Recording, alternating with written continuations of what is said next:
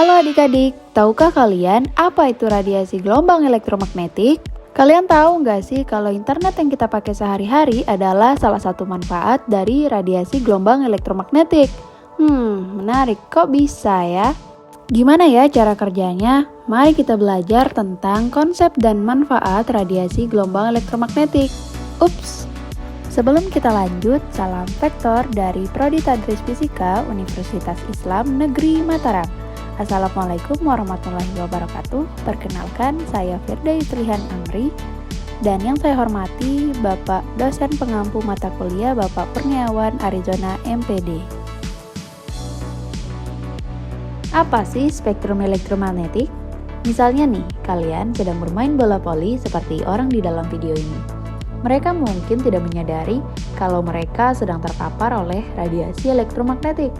Saat bermain di bawah sinar matahari, salah satu jenis radiasi yang dapat mereka deteksi adalah cahaya tampak yang dapat mereka lihat dan cahaya inframerah yang dapat mereka rasakan pada kulit mereka, seperti rasa panas atau hangat.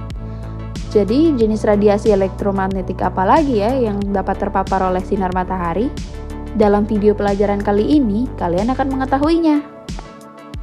Radiasi elektromagnetik terjadi dalam gelombang dengan panjang gelombang dan frekuensi yang berbeda.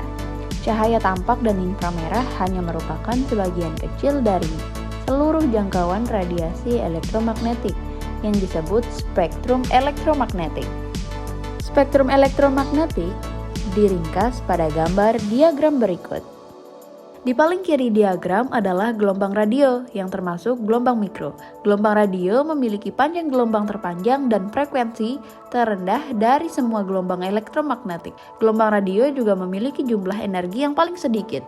Di bagian paling kanan adalah sinar X dan sinar gamma. Keduanya memiliki panjang gelombang terpendek dan frekuensi tertinggi dari semua gelombang elektromagnetik. Mereka juga memiliki jumlah energi terbesar.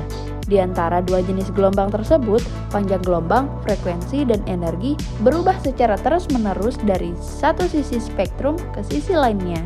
Gelombang di bagian tengah spektrum elektromagnetik ini biasanya kita sebut sebagai cahaya. Seperti yang akan kita bahas di materi berikut ini, sifat-sifat elektromagnetik mempengaruhi bagaimana gelombang yang berbeda berperilaku dan bagaimana mereka dapat digunakan. Pertama, ada gelombang mikro. Gelombang radio dengan frekuensi tertinggi disebut sebagai gelombang mikro. Gelombang mikro ini memiliki panjang gelombang terpendek. Gelombang mikro memiliki lebih banyak energi daripada gelombang lainnya. Itulah mengapa gelombang mikro diterapkan di dalam perangkat dapur seperti microwave untuk memanaskan makanan. Gelombang mikro juga memiliki kegunaan penting lainnya seperti transmisi dan radar ponsel yang merupakan alat untuk menentukan keberadaan dan lokasi suatu objek dengan mengukur waktu gema gelombang radio untuk kembali ke lokasi awal gelombang radio dipancarkan. Yang kedua, ada gelombang inframerah.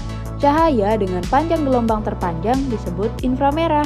Dalam bahasa Latin, inframerah berarti di bawah merah. Cahaya merah adalah gelombang cahaya yang memiliki panjang gelombang lebih panjang daripada cahaya merah dalam spektrum yang terlihat. Kalian tidak dapat melihat cahaya inframerah, tapi kalian bisa merasakannya sebagai panas di kulit kalian. Seperti pada video berikut yang diambil menggunakan kamera inframerah yang dimana energinya dapat diubah menjadi cahaya berwarna. Seperti pada kaca penglihatan malam atau night vision glasses yang biasa digunakan di militer. Selanjutnya ada gelombang cahaya tampak. Gelombang dengan panjang gelombang lebih pendek dari cahaya tampak disebut sinar ultraviolet. Dalam bahasa Latin, sinar ultraviolet berarti di atas violet. Sinar ultraviolet adalah gelombang dengan panjang gelombang lebih pendek dari cahaya ungu dari spektrum yang terlihat. Manusia tidak dapat melihat sinar ultraviolet, namun di dalam kehidupan, sinar ultraviolet ini memiliki manfaat yang sangat besar. Karena sinar ultraviolet memiliki frekuensi lebih tinggi dari cahaya tampak, sehingga memiliki lebih banyak energi. Dalam kegunaannya, sinar ultraviolet ini dapat digunakan untuk membunuh bakteri dan mensterilkan alat-alat di laboratorium. Kulit manusia juga membuat vitamin D ketika terkena oleh sinar ultraviolet. Vitamin D sangat dibutuhkan manusia untuk menguatkan tulang dan gigi. Namun, terlalu banyak terpapar sinar ultraviolet dapat menyebabkan kulit terbakar dan kanker kulit. Kalian dapat melindungi kulit kalian dari sinar ultraviolet dengan menggunakan tabir surya, atau kalian bisa menggunakan pakaian yang tertutup dan mengolesi bagian yang terbuka dengan tabir surya. Tidak terasa ya adik-adik, kita sudah berada di akhir video. Semoga adik-adik bisa paham tentang konsep dan manfaat radiasi gelombang elektromagnetik di kehidupan sehari-hari. Wuhui! Audio Jungle.